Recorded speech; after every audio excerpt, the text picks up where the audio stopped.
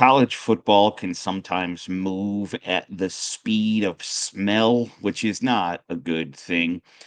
For instance, like everybody involved in college football knows that targeting is an issue and has been an issue since it was introduced.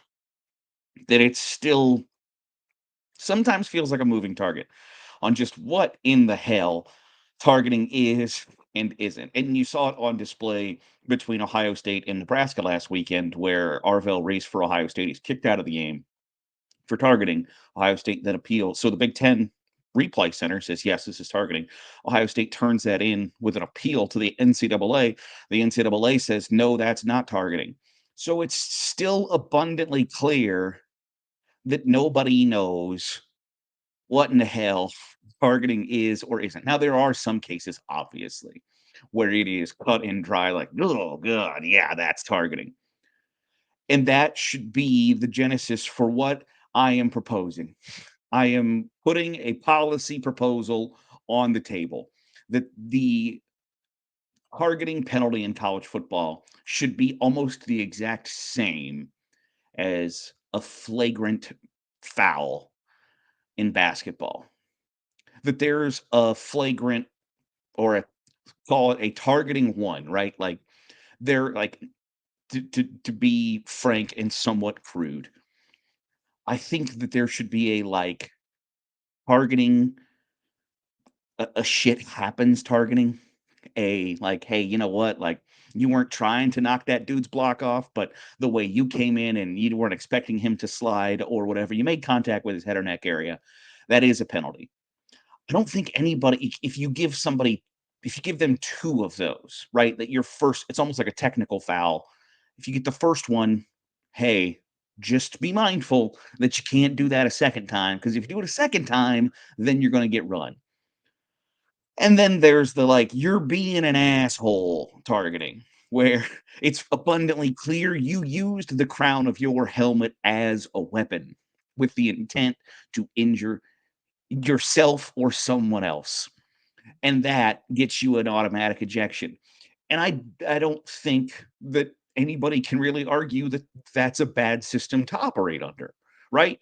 Like if there's some leeway, and I understand the idea, the genesis behind why kids are getting ejected from the game. Like you don't want people involving the head or neck area in the game. You don't want people using their own crowns of their helmets, and you don't want players hitting other players up in the head or neck area. I get it.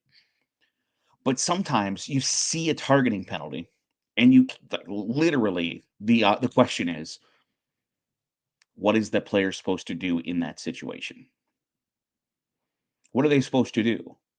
Because it is human bodies moving at a high rate of speed with changes of direction and things like that, where sometimes it does happen where you do hit somebody in the head or neck area and you weren't trying to hit them in the head or neck area, but that's where the shit happens. Targeting penalty comes in. You remember back in the day when there was a 5-yard face mask and a 15-yard face mask, because there was a like, shit happens. You grab somebody's face mask.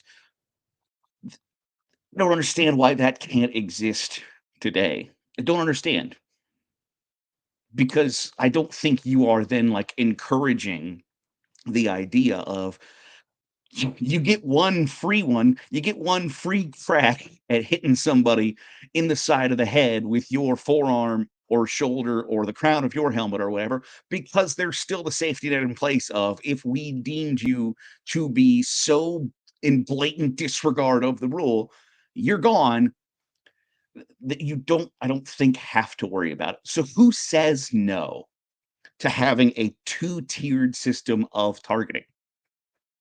Because it's a hot button issue in the sport, and it continues to be a problem and an issue that hasn't been dealt with or fixed. I don't know that there are any coaches, players, fans, administrators, conference commissioners, officials who would say, yeah, it's a perfect system set up the way it is right now, and we love it. I don't think that's the way anybody feels about targeting. So if you know it's an issue, why don't we attempt to solve the issue? And so that's my proposal is hey, like it's still a 15 yards. It's still there are, it's subject to review, but you can get one essentially. One, hey, that's your bad. Don't let it happen again targeting before you get kicked out of the game. But if it's so bad, if it's so abundantly clear that like that is the hit we are trying to take out of the game, then it's an automatic ejection and they don't get a second chance. I don't think many people say no to that. Now, the argument probably against it is you are then in a stadium with 100,000 people and they're all staring at the jumbotron and you're arguing about whether or not that's a shit happens targeting or a you're an asshole targeting. I don't I don't know that that coaches really have a leg to stand on that their argument. It's like no, that's a target. It's targeting. The idea that opposing coach would be like that kid should be kicked out of the game. Get all of that stuff out. You have one that's like you kind of get a little leeway on the first one that something happens. If you do it a second time, you're gone. Or if you're a jerk and you start using your brain to hit people with, we're going to make sure you don't come back. But it continues to be a problem. And it doesn't have to be that way. So I don't understand why there hasn't been it's I think it's the exact opposite almost of, the I don't necessarily know how you stop people from faking injuries, how you stop teams from having signals. It's like you have the whole fainting goat thing because you don't want to discourage you don't want to discourage a player who's legitimately injured from not leaving the field. I think this is the opposite of that. I think like, hey, we know that there is a solution. We know that there is something you can do to make this situation better. And yet everybody kind of just staring around looking at each other, going like, do you think do you think this sucks? Yeah, I do. Okay, well then let's do something about it because one of the biggest issues, like obviously I like college football more than I like the NFL, right? One of the biggest issues I have with the NFL is that it's like stupid over officiated to the point where you're like, do I necessarily know what a catch is? Not anymore. Because there was a situation on Monday Night Football where you're like, well, he got 2 feet in bounds. Well, no, he didn't. He got 1 foot in bounds twice. Is that a catch? So I don't want to see college football be stupidly over officiated, but at the same time, I don't want college football to be stupidly officiated either. And so when there's so much question of what is and isn't targeting, and you can like it's on display right now. The Big Ten says, yes, this is targeting, and the NCAA says, I don't know why this took you 10 minutes because no, it ain't. There's an issue there. So I don't know that, for instance, like Ryan Day then almost got a personal foul penalty because he threw his headset and bumped an official who stupidly walked behind him. But if your choices are this player is ejected from this game in the first half of next week, or it's a 15-yard penalty and you got to make sure he doesn't do that again,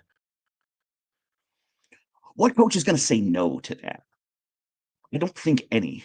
And so I'm going to put the proposal out there.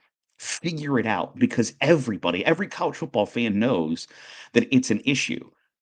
Every player knows it's an issue. Every coach knows it's an issue. Athletic director, athletic department, university, conference commissioners, everybody involved in the sport is like, yeah, that kind of sucks. Then do something about it.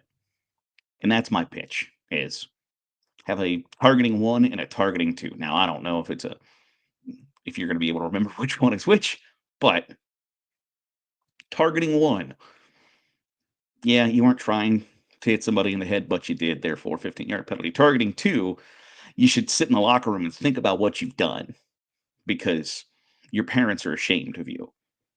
Those should be the levels of targeting, and I don't think that anybody can really put together a strong argument for why it shouldn't be legislated that way. So it's just my thoughts. If you have a counter, I'd love to hear it in the comment section. Let me know what you think. Why shouldn't it be that way? Let's have that conversation. That'll do it for today's episode of the Daily Huddle. Appreciate you making us a part of your day. However it is, wherever it is you're doing so. If you're watching on YouTube, hit the subscribe button. Make sure you're getting all the great college football content we are pumping out. If you're listening on the podcast feed, drop a 5-star review. Goes a long way in helping out the channel. I'll see you tomorrow for another episode of the Daily Huddle.